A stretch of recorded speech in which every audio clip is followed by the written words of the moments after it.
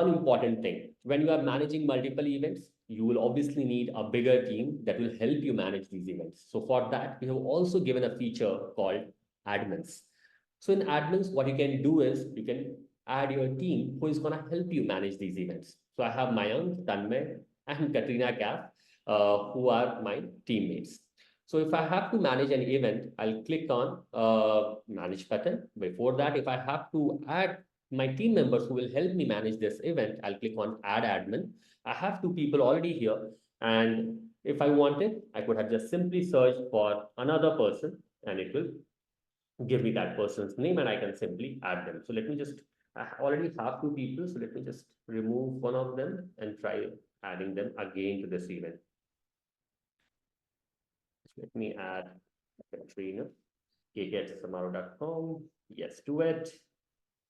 Yes, so I have that this person added in this event. So this person would have received an email saying that you are invited to manage this event.